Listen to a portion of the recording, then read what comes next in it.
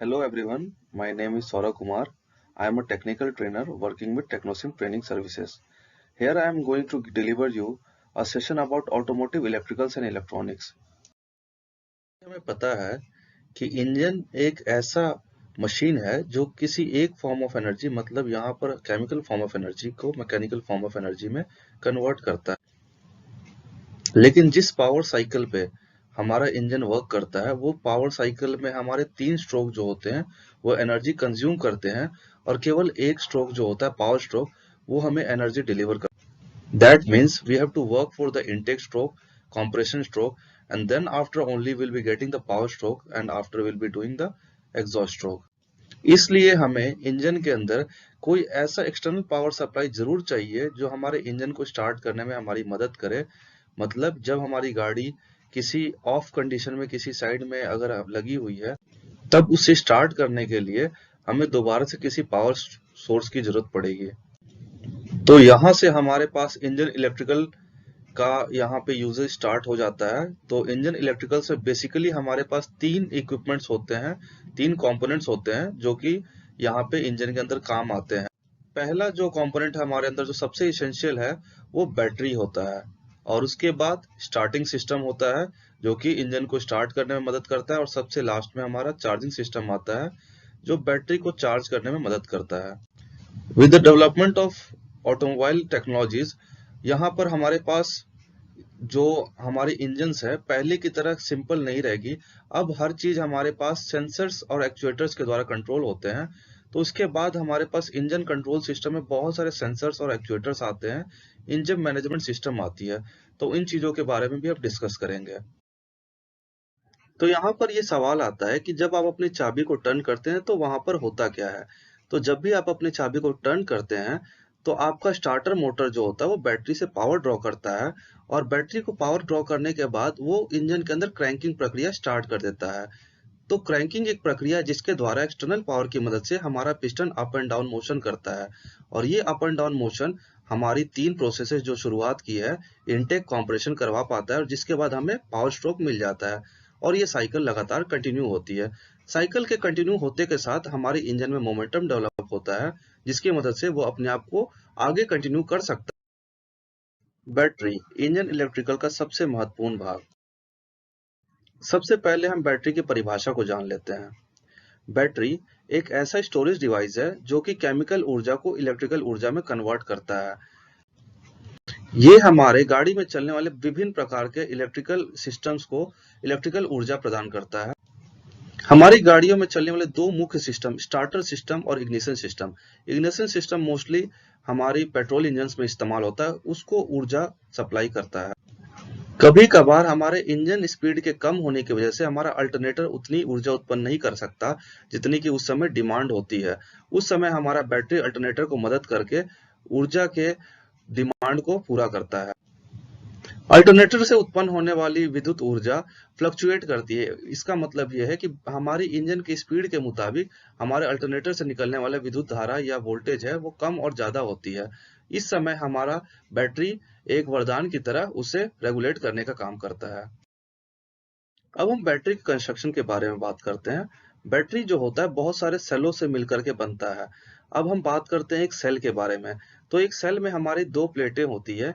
एक जो negative plate होता है वो हमारा स्पॉन्जी लीड से बना होता है और जो पॉजिटिव प्लेट होता है वो लेड ऑक्साइड से मिलकर के बना होता है।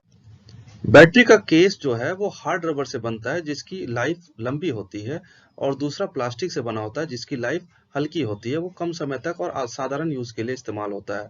और हमारा जो बैटरी होता है उसका एक कंपार्टमेंट या एक सेल की बात करते हैं वो 2.1 वोल्ट जनरेट करता है। और जब बहुत सारे सेल सीरीज में कनेक्ट होते हैं तो एज पर रिक्वायरमेंट हमारी जरूरत के मुताबिक अगर 6 सेल के हमारा केस है तो हमें 12.6 वोल्ट मिलेगा और अगर 3 सेल का हमारा केस है तो 6.3 वोल्ट मिलेगा। क्योंकि बैटरी हमारे इंजन इलेक्ट्रिकल का सबसे महत्वपूर्ण पार्ट है तो इसीलिए उसका रख रखाव और उसकी टेस्टिंग और चार्जिंग की प्रक्रिया के बारे में जानना बहुत ही जरूरी है। तो हम इस स्लाइड में इसी के बारे में डिस्कस करेंगे। तो इसके लिए हम सबसे पहले हम इग्निशन की को ऑफ करते हुए बैटरी के टर्मिनल में उसके जो चार्ज है या जो वोल्टेज है उसको हम नाप सकते हैं। और वो नापने की प्रक्रिया से हम ये जान सकते हैं कि हमारी बैटरी की कंडीशन क्या है। तो ये टेबल है, उस टेबल से हम ये जान सकते हैं कि अगर हमारी बैटरी में 12.66 वोल्ट अगर हमें दिख रहा है तो इसका मतलब हमारी बैटरी की जो स्थिति है वो फुली चार्ज है। उसी प्रकार से अगर 12.4 दिख रहा है तो हम ये जान सकते हैं कि हमारी बैटरी 75% चार्ज या 3/4 ऑफ जो फ्रैक्शन है वो चार्ज है। उसी प्रकार से अगर 12.2 वोल्ट हमारी बैटरी बताती है तो इसका मतलब ये हाफ चार्ज है। और सिर्फ अगर 12 वोल्ट हमें मिलता है तो इससे हम ये समझ सकते हैं कि हमारी बैटरी सिर्फ और सिर्फ 25% चार्ज है। चार्ज करने के दौरान हमें कुछ बातों का ध्यान रखना पड़ेगा। सबसे पहली बात है कि बैटरी के टर्मिनल्स को साफ करिए। जो केबल्स लगे हुए हैं उस केबल्स को आप डिस्कनेक्ट करिए और उसके बाद बैटरी के जो इलेक्ट्रोलाइट है उसके लेवल को चेक करिए। कभी भी बैटरी को चार्ज करने के दौरान हमें चार्जर की वोल्टेज जो होती है 16 से अधिक नहीं रखनी होती है। चार्जिंग को जितनी स्लो रखिएगा तो ये जो है वो उतना ही अच्छा होता है। और चार्जिंग के दौरान अगर हमारी बैटरी का तापमान 100 डिग्री सेल्सियस होता है तो हम इसे तुरंत ही बंद कर देंगे। और अगर हम बैटरी को चार्ज करते हैं जल्दी तो ये बैटरी की उम्र को खराब करता है। जैसा कि आप सभी को पता है कि बैटरी के अंदर निरंतर एक केमिकल रिएक्शन होते रहता है। तो उस केमिकल रिएक्शन को होने में उसके इलेक्ट्रोलाइट का बहुत बड़ा रोल होता है। ये इलेक्ट्रोलाइट मुख्यतः सल्फ्यूरिक एसिड होता है। तो उसकी स्पेसिफिक ग्रेविटी को नाप करके हम उसकी अवस्था को बहुत आसानी से जांच सकते हैं। तो इसकी अवस्था को जांचने से पहले हम ये हमेशा जरूर ध्यान दें कि हमने उसमें किसी प्रकार का डिस्टिल्ड वाटर को अभी उस समय जोड़ा नहीं है। मतलब उसमें डिस्टिल्ड वाटर को डालने से पूर्व ही हमने इसके स्पेसिफिक ग्रेविटी को नापा है। तो इससे हम जान सकते हैं कि उसकी अवस्था क्या है।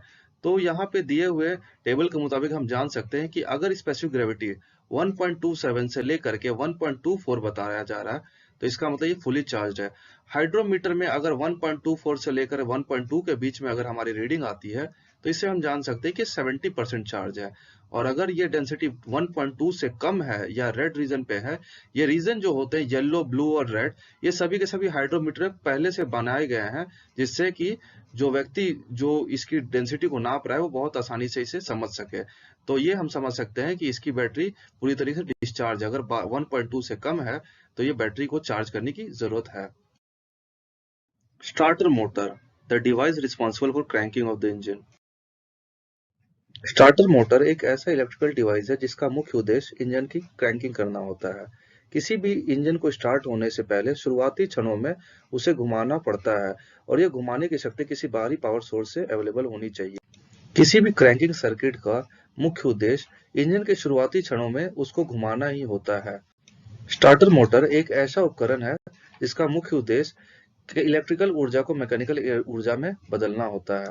स्टार्टर मोटर इलेक्ट्रिकल ऊर्जा बैटरी से लेता है और उसकी मदद से इंजन को क्रैंक करता है। जैसे ही स्टार्टर सोलेनॉइड स्विच इंगेज होता है उसी दरमियान हमारा पिनियन आगे को बढ़कर फ्लाईव्हील रिंग के साथ इंगेज हो जाता है और इस प्रकार से जो हमारी पिनियन में टॉर्क आ रही है वो टॉर्क हमारे फ्लाईव्हील तक पहुंच जाती है। किसी भी मॉडर्न स्टार्टिंग सिस्टम जिसे क्रैंकिंग सर्किट भी कहते हैं उसमें मुख्यतः 5 पार्ट होते हैं। सबसे पहला पार्ट जो है जो स्टार्टर मोटर कहलाता है, दूसरा पार्ट बैटरी कहलाता है, तीसरा स्टार्टर सोलेनॉइड या आम भाषा में रिले कहते हैं जिसे, चौथा पार्ट स्टार्टर ड्राइव है और अंतिम पार्ट इग्निशन स्विच है जहां पर हम की का इस्तेमाल करते हैं। स्टार्टर मोटर एक पावरफुल इलेक्ट्रिक मोटर है जिसका मुख्य उद्देश्य किसी भी इंजन को 200 आरपीएम तक घुमाना होता है। स्टार्टर मोटर पिनियन गियर की मदद से रिंग गियर जो कि फ्लाईव्हील के ऊपर लगा होता है उसके साथ इंगेज करके अपने टॉर्क को इंजन तक पहुंचाता है। जैसे ही इंजन के अंदर पावर स्ट्रोक जनरेट हो जाता है और उसके बाद वो खुद ब खुद अपने आप को चलाने लग जाता है, हमारा पिनियन गियर फ्लाईव्हील से डिसंगेज हो जाता है। स्टार्टर मोटर कॉइल वाइंडिंग के आधार पर 3 प्रकार से विभाजित किए गए हैं। सबसे पहला पार्ट है सीरीज मोटर, दूसरा पार्ट शंट मोटर और तीसरा पार्ट कंपाउंड मोटर। ये तीनों मोटर सेल्फ एनर्जाइज्ड मोटर के कैटेगरी में आते हैं।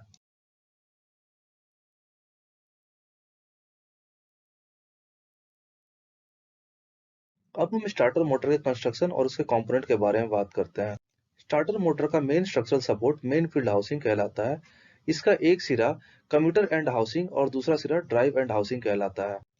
कम्यूटर एंड हाउसिंग में हमारे स्टार्टर ब्रशेस लगे होते हैं। ब्रशेस का मुख्य कार्य रोटर के साथ हमेशा बिजली के कनेक्शन को बनाए रखना होता है। स्टार्टर मोटर के तीनों भाग जो मेन फील्ड हाउसिंग है, कम्यूटर एंड हाउसिंग और ड्राइव एंड हाउसिंग, तीनों पार्टों को एक साथ जोड़ने के लिए 3 बोल्टों की सहायता ली जाती है। स्टार्टर मोटर में 4 ब्रशों का इस्तेमाल किया जाता है। 2 ब्रशें हमारे आर्मेचर तक करंट को पहुंचाते हैं और उस करंट को दोबारा ग्राउंड रिटर्न के लिए हमें 2 और ब्रशेस के इस्तेमाल करने की जरूरत होती है। इस डायग्राम में हम किसी भी स्टार्टर मोटर का एक्सप्लोडेड व्यू देख सकते हैं। एक्सप्लोडेड व्यू वो व्यू होता है जिसमें हम सारे के सारे पुर्जों को अगर खोल करके और उसे समझने की कोशिश करें तो वो एक्सप्लोडेड व्यू कहलाता है। इसमें सबसे बाएं की तरफ हमारे पास ब्रश एंड असेंबली है और सबसे दाहिने की साइड हमारे पास ड्राइव असेंबली है। बीच में हम देख सकते हैं हमारे पास आर्मेचर असेंबली है और हमारे पास योक और फील्ड कॉइल असेंबली है जिसे स्टेटर के नाम से भी जाना जाता है। इस सर्किट डायग्राम की मदद से हम किसी भी स्टार्टर मोटर के ऑपरेशंस को समझ सकते हैं। जैसे ही हम इग्निशन स्विच को ऑन पोजीशन पे लग करते हैं, हमारा मैग्नेटिक क्लच जो होता है वो एक्टिव हो जाता है और मैग्नेटिक क्लच के एक्टिव होते के साथ हमारा सोलेनॉइड जो होता है वो हमारे प्लंजर को अंदर की ओर धक्का देता है, जिसकी वजह से हमारा पिनियन गियर फ्लाईव्हील के साथ इंगेज हो जाता है। जैसे ये इंगेजमेंट ओपन हो जाती है, हमारा रिले जो होता है वो हमारे स्टार्टर मोटर तक इलेक्ट्रिक की सप्लाई दे देता है और उसी वक्त हमारा स्टार्टर मोटर एक्शन में आ जाता है। जैसे ही हमारा स्टार्टर मोटर एक्शन में आ जाता है, हमारी इंजन स्टार्ट पोजीशन में हो जाती है और उसके बाद हमारा प्लंजर पीछे की ओर हटके और अपनी पूर्ण स्थिति में स्प्रिंग की मदद से आ जाता है। किसी भी स्टार्टर मोटर के कार्य को समझने के लिए हमें उससे जुड़े हुए मुख्य भागों को जानना पड़ेगा। तो स्टार्टर सर्किट के अंदर सबसे पहला भाग जो है हमारा इग्निशन स्विच है, दूसरा भाग सोलेनॉइड स्विच, तीसरा रिटर्न स्प्रिंग, चौथा एक्साइटेशन वाइंडिंग, पांचवा इंगेजिंग लीवर, छठा roller type over turning over running clutch, सातवां पार्ट पिनियन, आठवां पार्ट बैटरी और नौवां पार्ट आर्मेचर है। इस डायग्राम में हर एक पार्ट्स के नाम दिए गए हैं जिससे आप उनको रिलेट कर सकते हैं, उन्हें समझ सकते हैं कि किस पार्ट की स्थिति कहां पर होती है। अब हम एक एनिमेशन के माध्यम से पूरी की पूरी स्टार्टर मोटर सर्किट के वर्किंग को समझेंगे और हर पार्ट के कार्य को जानेंगे। जैसे ही हमारा इग्निशन स्विच में हमने चाबी घुमाया होता है, उसी समय हमारा यहाँ पे स्टार्टर मोटर का एक्शन स्टार्ट हो जाएगा। तो आप देख सकते हैं किस प्रकार से हमारा स्टार्टर मोटर कार्य करता है। ये हमारे स्टार्टर मोटर का कंप्लीट सर्किट डायग्राम है।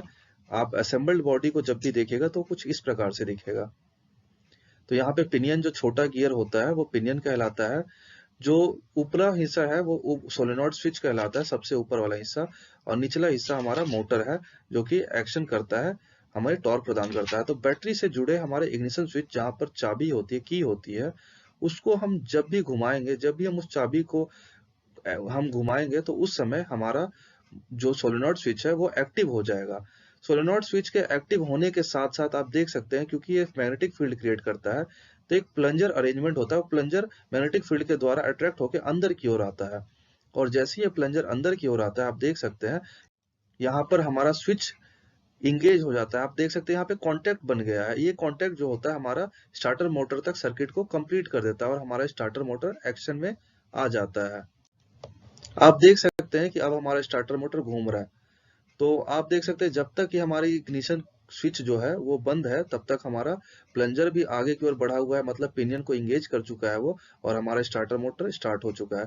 अब एक बात ये सोचोगे आप लोग कि कांटेक्ट पॉइंट या सोलेनॉइड स्विच की जरूरत क्यों पड़ती है, हम क्यों ना स्टार्टर मोटर को डायरेक्ट बैटरी से कनेक्शन कर सके। तो इसका कारण ये है कि हमें स्टार्टर मोटर से डायरेक्ट अगर बैटरी का कनेक्शन करेंगे तो एक बहुत बड़े इग्निशन स्विच की आवश्यकता होगी, क्योंकि यहाँ पे करंट का अमाउंट बहुत अधिक होता है। तो हम इसलिए यहाँ पे सोलेनॉइड स्विच का इस्तेमाल करते हैं। सोलेनॉइड स्विच का इस्तेमाल करने की वजह यही है कि हम छोटे करंट के माध्यम से हम बड़े करंट के प्रवाह को स्टार्ट कर सकते हैं। आप यहाँ पे देख सकते हैं कि किस प्रकार से सोलेनॉइड स्विच हमारे पास प्लंजर की मदद से वो आगे और पीछे हमारे पिनियन को कर सकता है। आप देख सकते हैं यहाँ पर हमारे पास एक इंगेजिंग लीवर है और प्लंजर जिसकी मदद से हमारा पिनियन आगे और पीछे मोशन कर सकता है।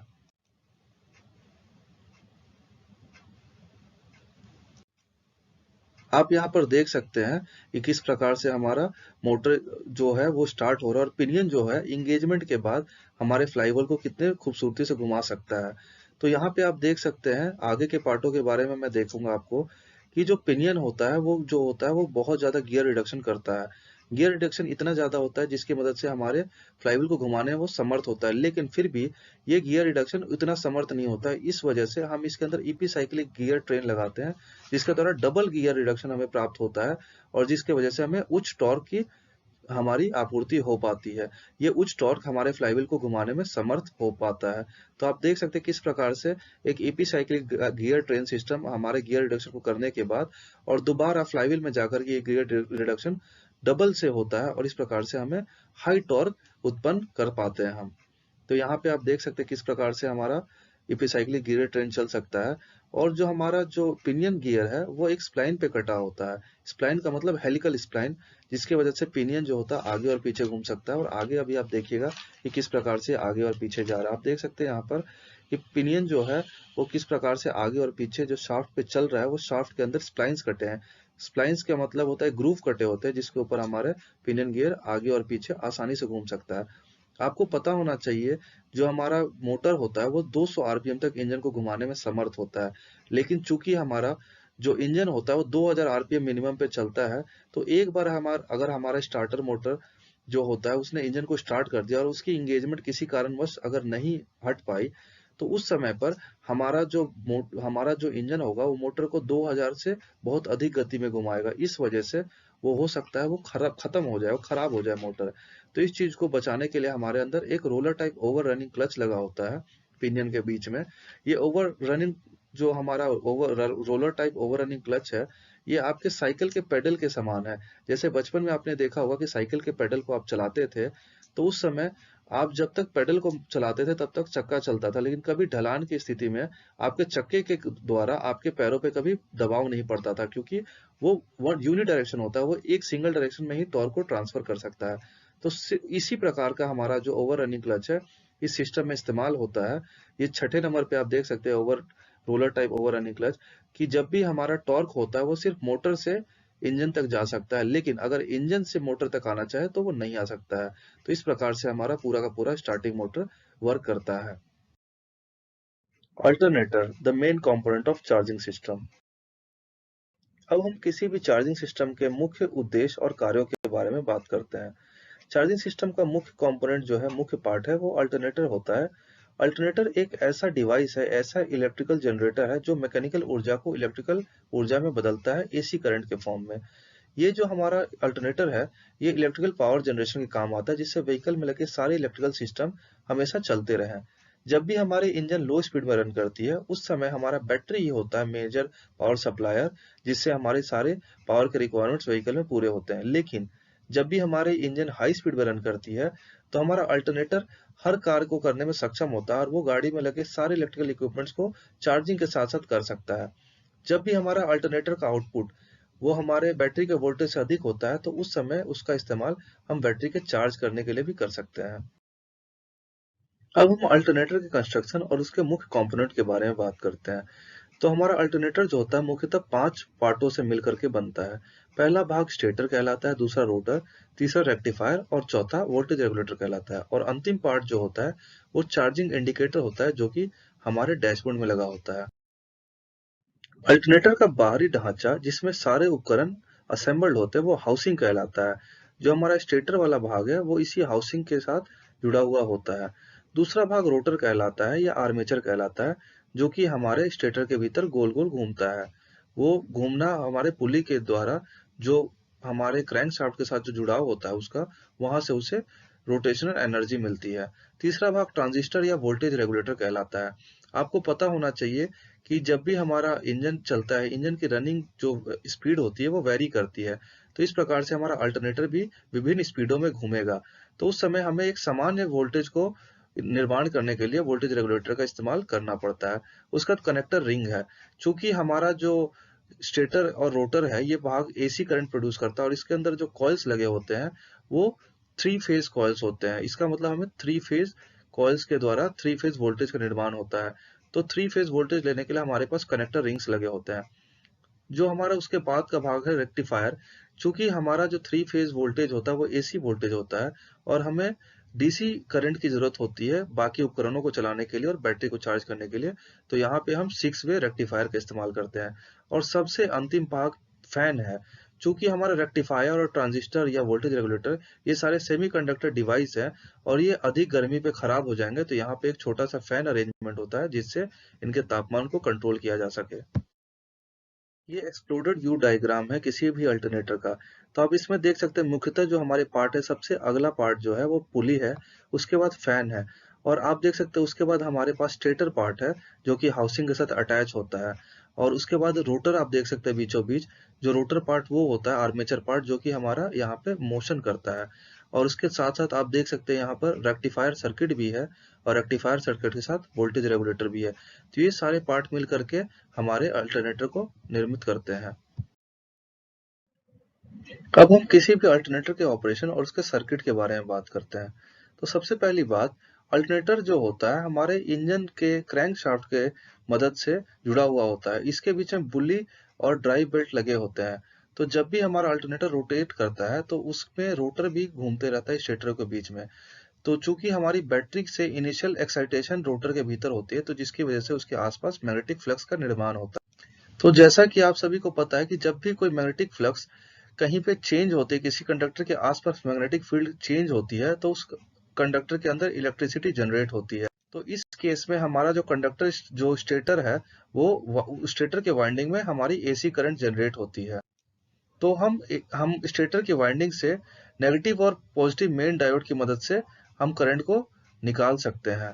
डायोड जो होते हैं हमारे एसी वोल्टेज को डीसी वोल्टेज में हमारी मदद करते हैं, और वोल्टेज रेगुलेटर की मदद से हम उसके वोल्टेज को नियंत्रित करते हैं।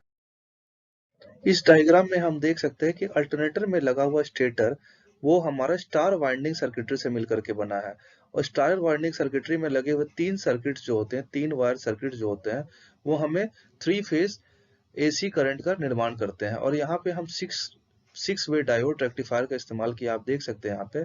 और सिक्स वे डायोड रेक्टिफायर ने हमें डीसी आउटपुट दिया है, और इस डीसी आउटपुट का इस्तेमाल हम बैटरी के चार्जिंग के साथ साथ हम अपने अदर कंपोनेंट्स को, जो इलेक्ट्रिकल कंपोनेंट्स हमारी गाड़ी में लगी है, उनको चलाने में भी उसका उपयोग कर सकते हैं।